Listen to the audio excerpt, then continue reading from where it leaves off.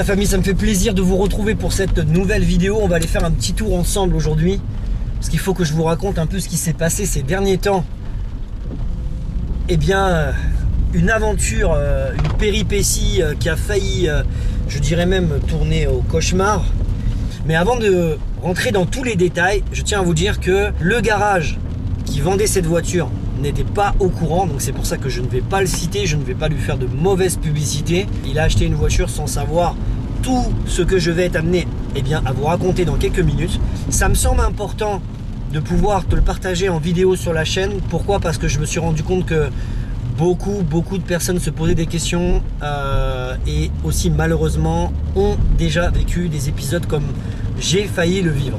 Donc en fait l'histoire, c'est que j'étais sur le point de vendre la BMW M3. Tout était prêt à être acté pour que la voiture soit vendue, tu vois. J'avais trouvé une très belle M3 compétition avec 37 000 km du côté de Toulouse, dans une configuration très sincèrement absolument incroyable. Elle était bleu Tanzanito, donc c'est un bleu très foncé, intérieur blanc, full, mais vraiment une full option jusqu'à la télévision, les freins céramiques, pas carbone, enfin bref, une config vraiment de malade. Et je m'étais dit, comme j'aime beaucoup la M3, quitte à changer, je reprendrais bien une nouvelle, mais beaucoup plus optionnée, tu vois. Et là, c'était l'occasion parfaite. Le prix, je l'ai négocié à un bon prix. Du coup, tu vois, dans la précipitation, j'ai mis en vente la M3 à un prix bien en dessous de son prix du marché pour qu'elle se vende vite et que très vite je puisse aller récupérer la voiture. Donc la vidéo va sortir dimanche 2 mai. J'aurais dû la récupérer samedi 1er mai.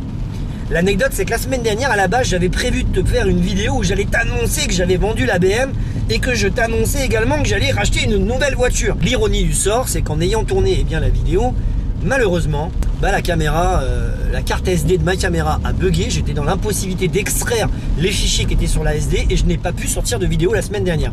Mais au final, c'était peut-être un signe du destin, tu vois, ce qui m'est arrivé, parce que quand je vais te raconter l'incroyable histoire qui m'est arrivée à travers la future voiture que je devais acquérir, très sincèrement, c'est un sacré truc de ouf.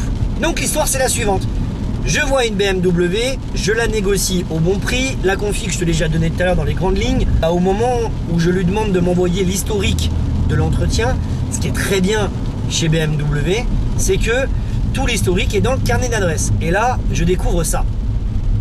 Donc là, tu es en train de voir les 2 pages du carnet d'entretien électronique de la voiture et tu vas te rendre compte qu'il y a un truc qui colle pas, tu vois.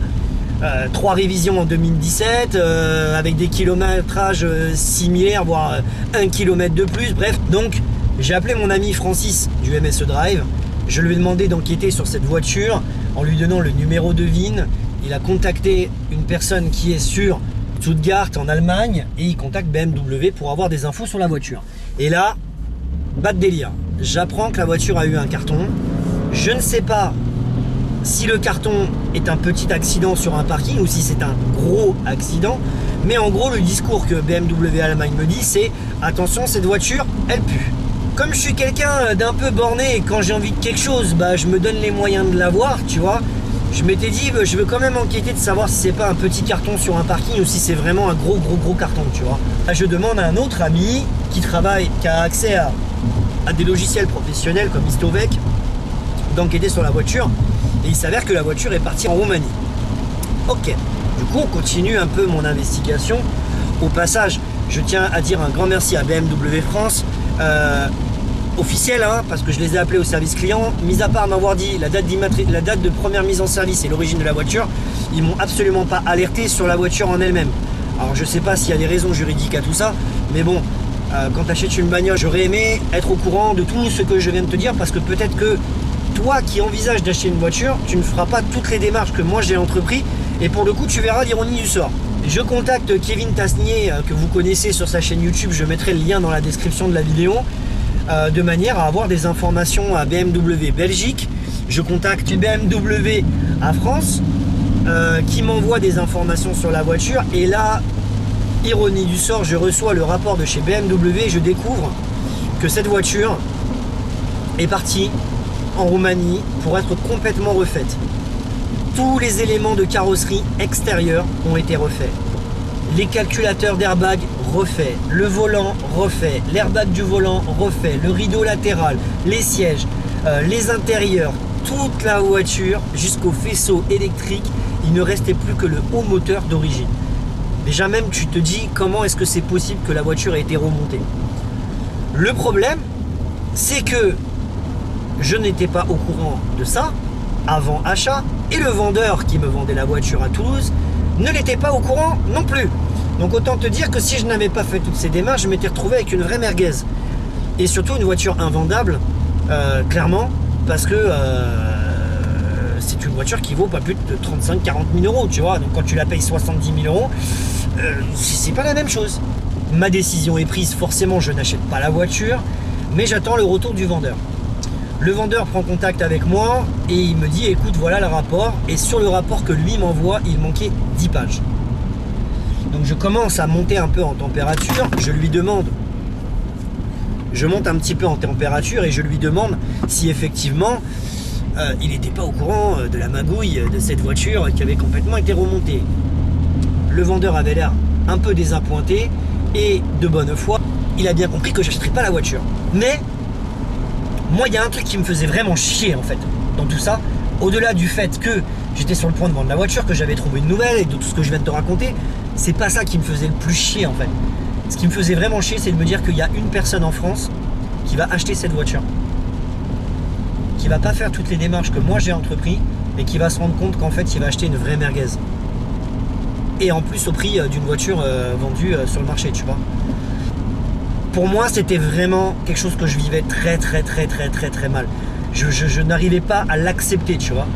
Donc quand j'ai eu le vendeur au téléphone et que j'ai vu qu'effectivement il était de bonne foi, qu'il n'était pas informé de 1/10 de ce que je viens de te raconter, je lui ai dit la chose suivante. Je lui ai dit écoute, cette voiture, je souhaite qu'elle ne soit pas vendue sur le territoire français et que tu la renvoies à l'expéditeur.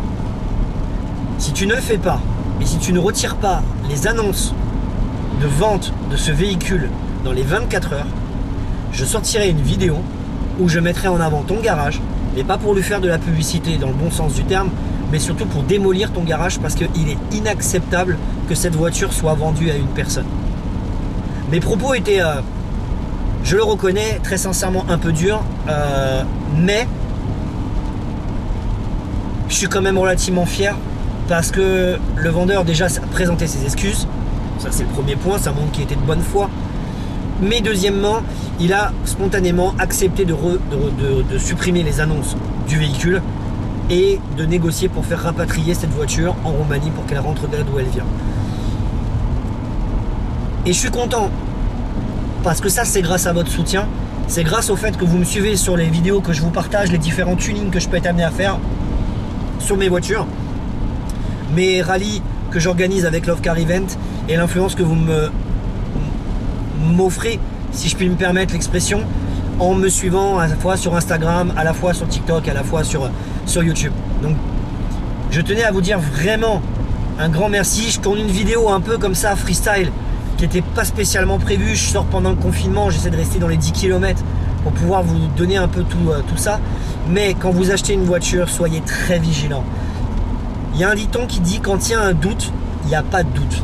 Si tu as un doute sur une voiture, même si elle te fait kiffer, même si elle te plaît, même si tu sais que tu vas attendre pour en trouver de nouvelles, n'achète surtout pas cette voiture. Je remercie aussi particulièrement le groupe BMW France sur Facebook. Je remercie la personne que je ne peux pas citer qui travaille au siège à BMW, qui m'a fourni ce rapport, qui m'a sauvé en fait, clairement il m'a juste sauvé. Sinon j'allais acheter la voiture et j'étais mort dans le film quoi.